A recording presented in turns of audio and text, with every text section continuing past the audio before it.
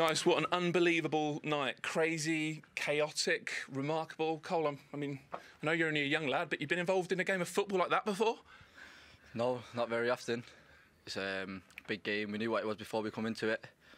Big stadium, obviously they're unbeaten, but we thought we could come here and get a result, and yeah, we did that. Well, Nicholas, I said crazy, chaotic. How would you sum that up? Yeah, very happy. Yeah? It was a difficult time for everybody in the team, but now, you know, we're coming back slowly, and I'm very happy to score 3 goals. Yeah, I bet you are.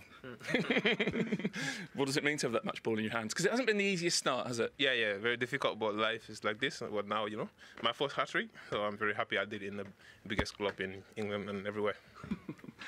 And he's going to deserve that Player of the Match award, Cole, isn't he, when he gets it a bit later? Yeah, of course he is. Obviously, it's been a difficult start for him. No hiding it. But yeah, it was brilliant tonight, and just needs to work hard on the training pitch, keep his head down, and yeah, I think he'll get many more hat-tricks. You say work harder? Of course, you can always work harder. Yeah, always need to improve, always need to work harder, always. So we continue working.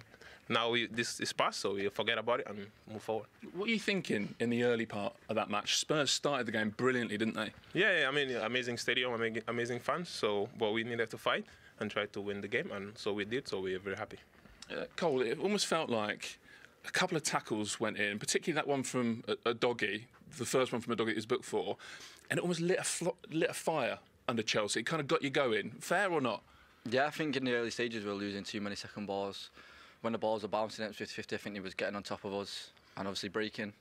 So we needed to fix that, and I think we grew into the game as it went on. So yeah, pleased. Yeah, and I mean, it sounds daft, but actually as they go down to 10 and then 9, do you feel the pressure growing in a way? Is it quite difficult playing against 9 and picking maybe the timing for your runs? Obviously, it's easier playing against 9 men. Right, thanks. But you know what? No, but, I know.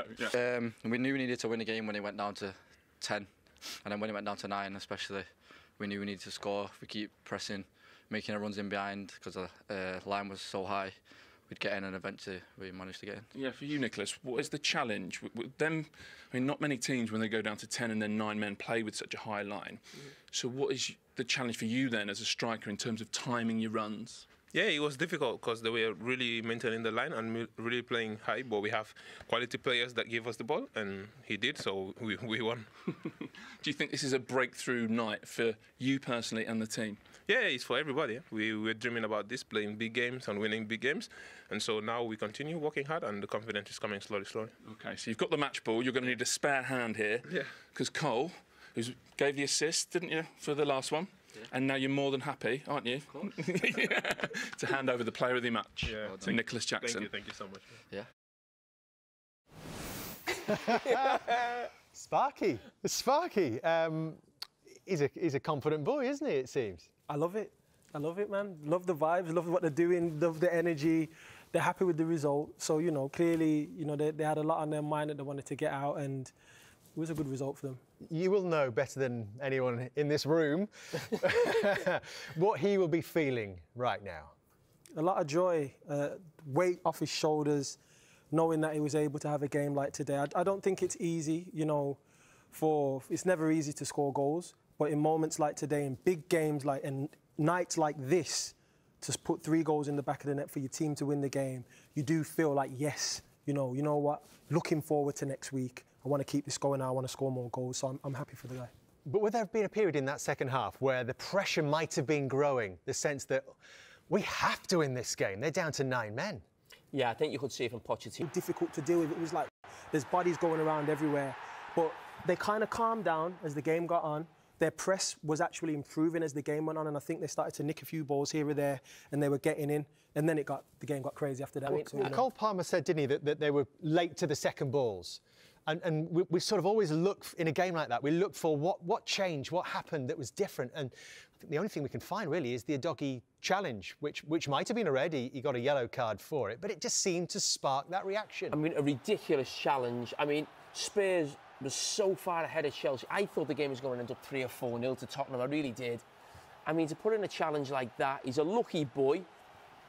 I think it's just the right decision, I must say, because he hasn't made contact. As I said, he's very fortunate. And it just seemed to light something up. I think there was maybe a disallowed goal long after. There was that many. One of the 5. Yeah, but it just started, then challenges started going, and then it became a fight. And that's when Chelsea got themselves into it. And Spurs lost control because the football in the first sort of 15, 20 minutes was outstanding. And actually on the goal, before the goal and afterwards, I was looking at, and Chelsea just didn't know what to do. They were all over the place, didn't know where they were positional-wise.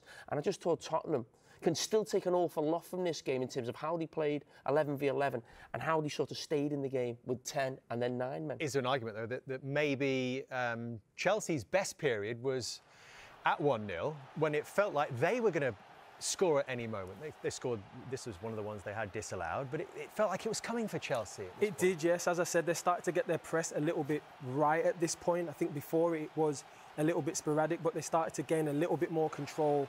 It was a great finish by Caicedo, obviously. You know, it was disallowed, but to see that finish there on his weaker foot was brilliant.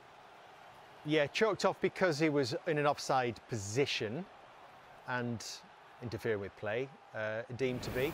So they went looking for what happened in the incident before that. The challenge from Romero on his I mean, what is that? What is he doing? Fernandez. What is he doing?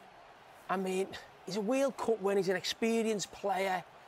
I mean, he's up against his international teammate there as well. I mean, how many is it 4 red cards he's had? He's had 4 red cards in 75 games, and that's more than any other player in the Premier League since he made his debut. Casemiro's next with 3. There's so much I admire about him. You know, I enjoy watching him play, but he's got to cut this out of his game because you end up becoming, instead of being an asset for your team, you become a liability. And he's on sort of that borderline now because, as I said, there's a lot to like about him as a defender, but he crosses the line far too often. He's cost his team the game tonight. If the goal had been allowed, if they'd said, no, it's fine, it's not offside, it's not interfering, it's 1-1, is there a school of thought that perhaps VAR would not have gone back to look at the challenge? I don't think so. I think with the way the challenge was and how aggressive it was, and it was a clear, you know, foul. It looked like a nasty challenge when you saw it. It was like, oh, and I don't like watching it back when you see it. So I think they would have looked back at it regardless of the goal because they see everything now. You know, you'd like to think they see everything, and that challenge there is a nasty one, man. It is a real interesting one. We'll never know, but the fact that that ball would have, you know, gone in, the referee hasn't blew when it's happened, so the fact the referee didn't give the decision on the pitch, it's then gone into the back of the net. I think there's probably a good chance they just say it's a goal. You know, we sort of almost get on with the game if, you know, Fernandez is okay and we get on with it. He was in a fantastic position, Michael Oliver, right on top of the incident when it happened, but it was ultimately the VAR check that decided it was a red card offence at second look. And Cole Palmer is making a bit of a name for himself with these penalties, isn't he? Yes, indeed. Like I said before, Ice baby. Got the run up, the power from the shot takes it into the back of the net. You know what I mean? It was more about the pace of the shot than anything else. The keeper got his fingertips to it, but it was a good penalty. Do you think at half-time there would have been a conversation in both dressing rooms about the paramount need not to lose another player? Yeah, and you saw that from the change that was made from Pochettino half-time, you know, bringing Cucurella on for Colwill at left-back. He had to do that. I mean, some of the things Chelsea's players got involved in at times when, you know, they had the extra man. But Spurs kept their left-back on the pitch. Yeah, he kept him on, but you think, how are they sort of in this position again, where he finds himself in a position where he makes that challenge? Again, why is he going into it? Absolutely ridiculous. I mean, that's just daft, absolutely daft. And he knows straight away.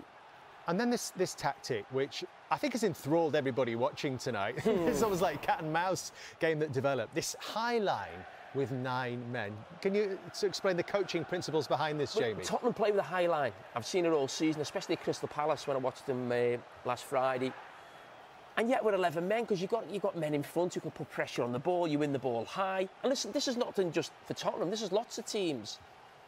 You see Liverpool do it, you see Aston Villa do it quite a lot. But they didn't do it with 9 at Tottenham, did they, Liverpool? You know, they still, you know, they sat back. But this is my favourite. This might be my favourite clip I've ever seen. If you just run it on a little bit more, we get them all in line. And just as Reece James just about to hear this, but I mean, look at that. And we just stop at that. I mean, that is just and absolutely... You actually felt for Eric Dyer, who has barely played a game all season. Now he's in a sprint race every few minutes with Nicholas Jackson. So that's a back 7. They've only got 9 men. They've got a back 7, you know. Let me take it the flip side of that. From an attacking principle, what is the key to getting through a high line like that? It's those deeper runs. So you look, that one there's Cucurella, or it's about patience, combinations, in the wide positions to pull someone out, and then you make that darting run, or you're making the defence splitting passes into Jackson through the middle. So there was a lot of space there, and Chelsea were trying to figure out, how can we break this down? They started to figure it out later on, but once they were running through, there was a lot of indecisive energy. You know what I mean? What I want to ask you about there is, because it looks so simple. When you actually think about it, you never play against that, do you? That sort of line like that, where it's almost like you don't know when to go. Yeah. Is that almost the problem? Because you're just not used to it, to time and run like that? I think it's more about having players knowing that, OK, cool, you saw Mudryk and he played Jackson, and it was like, I know what run you're going to make, so I'm going to cut inside and do it. Or it's about patience, and it's saying, we're going to bide our time here and keep passing, keep making you move until we can find the perfect pass. So I don't think Chelsea were taking risks with the passes they were playing behind. They were trying to make sure it was the right pass to make, whereas sometimes there's players who are maybe a little bit more of a maverick who are like, I'm going to make a pass through now, I'm going to make something happen. Cole Palmer was very patient, and he wasn't forcing the passes, but he did have a few moments where he may have been able to play some balls in behind. It took them 20 minutes against 9 men to find that breakthrough. It eventually came through Nicholas Jackson. And what's the key to this? Is the fact, actually, that he actually gets himself an advantage in the race because he runs into an offside position. Yeah, and to be honest with you, that's something that a lot of centre-forwards do. You know, they make a run, they don't get the ball, and then it gives you an advantage when that winger does get the ball play, because you have, you know, you're far ahead, a few yards ahead at least. So it was about the weight of the pass from Sterling was perfect, and he allowed for Jackson to put the ball in the back of the net with his left foot. It was close, though, wasn't it? I mean, we've seen, as you say, 5 goals chalked up. We thought we might have had another one then, but he managed to stay onside. I think then a lot of neutrals might have been thinking, I just wonder if there's another twist in this game. For a while, it felt like there might be. I mean, listen, in the studio, you're almost urging a Tottenham goal because you thought, you know, how exciting a finish you'd have. I mean, what a finish as well. He's just offside. You're looking at whether it's Bentancur who gets the touch on it. He does, and he gets another touch here. And so close there. Yeah. I mean, the bounce just put him off, man, and he timed it all wrong. And I think when you get that moment there, you're like, oh, you want to get your body position right, and it just was wrong, and it was unfortunate for him not to be able to put it in. And you see here now his son, and now he's manipulating the ball, gone past the defender with the left foot. It's a good save from the goalkeeper. I think Son did everything right. He just didn't have maybe a little bit enough more power, would have probably got the job done, but the goalkeeper made a good save. What a story that would have been for Heung-min Son, but it's still a remarkable night. And don't forget, there's also the fact of Mauricio Pochettino going back to his former club for the first time as well. And he joins us live now. Congratulations, Mauricio, on the 3 points. We've just spent 10 minutes trying to sum up the game. We're still going. How would you describe what you have just seen? Well, I think that is the football that we want, and with the technology, you know. I think to play today, I think we played 20 or 22 minutes more than normally from, you know, after 90. I think that is the football, and a game like we play today, I think really competitive, and that situation that can, you know, are in the limit. Yes, it's another football. I think it was really exciting. If we talk about the game, I think it was an amazing game. We face a team that is with full confidence, and with us that we need to build our confidence. I think important victory for us, 3 points. We can, you know, analyze in different way, but I think we forced them to make the mistake, and on the end the team showed good character, and I think always we wanted to win the game, and on the end we achieved what we wanted. Take us back to the first half, Mauricio. Spurs obviously opened the scoring and actually started very well. What changed? How did you get back into the game? No, I think, to be honest, I agree with you. I agree that we really start really sloppy the game. I think we didn't start well. I think it was difficult for us to control the game, to control the space and control the ball. I think too many mistakes in possession. And I think Tottenham start the game with a lot of energy and create a really, you know, difficult thing for us, a difficult situation to play. But I think after that, I think after we concede, the team start to play and was more freedom, and start to, you know, I think was very nervous from the beginning, and then we start to play better. I think was about to improve our quality, because we had the quality, but in the first 10-15 minutes we didn't show the quality that we're supposed to have, no? Maurizio, what was your messaging to the players, you know, once they went down to 10 and 9 men? Was you trying to tell them that they should be very patient out there? What was your tactical approach at that point?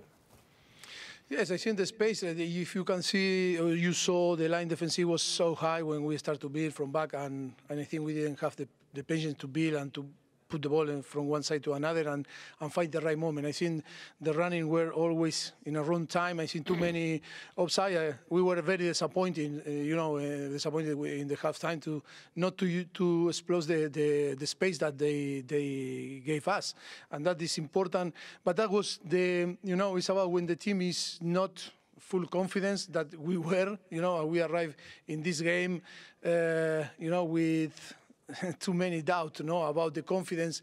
I think that happened, And when you play again a team like Tottenham that was unbeaten and playing really well, always, you need to make more effort, a double effort. But I think that was, to try. We didn't, find the moment to kill, because the line defensive was so high. And yes, and until that we can find and we score.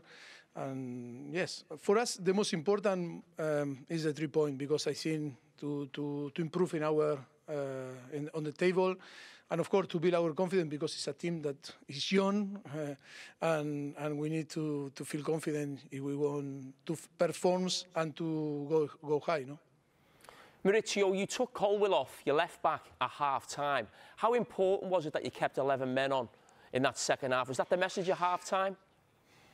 Yes, because I think the yellow card, was he lose a little bit, his focus, and we 11-10, I think, was too much risk, And then Mark was doing well also, and I think not to take a risk. I think we wanted to avoid the problem is for different things or for a small thing to get another yellow card. I think is going to be a risk for us. Were you surprised, Maurizio, by the high line that Spurs continued to deploy, even with 9 men in that second half? No. Look, when you are on the top of the table, you can try everything. And when the confidence is there, it's about to try. If we want to do something like this, for sure, in every single action, for sure you can see. But that is the momentum of the team. I think they were so confident and tried this type of thing. I think with more calm and with more confidence, if we are maybe in different situations, or maybe different positions, maybe with the space that we can find in behind the line defensive, maybe we can score more than 4 goals. No? Well, Nicholas Jackson got his hat-trick. Do you think we might see a different Nicholas Jackson moving forward now? Well, I hope yes. I think it's about to build his confidence. Yes, we know very well when the strikers are young and arrive in a club, Daniel knows, in a club like Chelsea, that the demand is massive, and you need to, I think, to play well, but score goals. And he's so young, and he came from Spain, different league. He need to adapt, and yes, massive pressure on him. But I think maybe, or hope that this hat trick can be allowed him to play more relaxed and to find the confidence that he needs to build his confidence. And just finally, Mauricio, it felt like you perhaps needed a big win to really get that belief in what you're doing at Chelsea. But would you admit to being this feeling especially sweet because it's back at Spurs, where you spent so long? No, not really. I think I am so happy because the 3-point means a lot for us, because we are in a situation that we need to win points. No, but I am so happy because I can the possibility to come back, and then to see too many staff and people that we didn't have the possibility to say goodbye. And I think it was very emotional. But on the end, it's like another victory. For me, the most important is the 3-point for us, and it's Tottenham, but it's not special or sweeter because of that. Enjoy it, Mauricio. Thanks so much for speaking to us. Thank you so much. Thank you. Bye. And another big challenge for Chelsea against Manchester City on Super Sunday next week. And now they've got a goal scorer potentially who's feeling good about himself. Indeed. I mean, the confidence that he'll take from today will be very high. Of course, he found it very difficult over the past few weeks, but today, to take the confidence from this game, putting the ball in the back of the net 3 times, and this finish here, you see, he was calm and collected. Like I talked about earlier, just hitting the target, giving the keeper a problem and making him make a save. And of course, the ball went in the back of the net for him there. It was good build-up play for Chelsea, third man run, and you see there he's ready for that tap in. And it's not really a tap in. There's still a bit to do, but it's a good finish for him. First time finish. He had a bit longer to think about this one, Daniel. Indeed. It was going through his mind. Well, you know, I think at first he's probably thinking. Can I chip him? Should I pass it now? And I think he wanted to pass it, but I think Mudryk might have been offside. So he's kind of almost tried to pass it and faked it a little bit, and the keeper's fouled down. He sat him down. He's gone round him, and you know, put the ball in the empty onion bag. That's what it's all about. We love to see it. We love to see it. We've got a lot to get through. الأهلي يطير إلى البحرين لمواجهة الزمالك في سوبر السلة. تطير اليوم بعثة فريق كرة سلة الأهلي بقيادة الأسباني أوجوستي بوش إلى البحرين لمواجهة الزمالك في مباراة سوبر كرة السلة، في المباراة التي تقام الجمعة المقبل بالعاصمة البحرينية المنامة بين الأهلي حامل اللقب الدوري وكأس مصر والزمالك وصيف كأس مصر.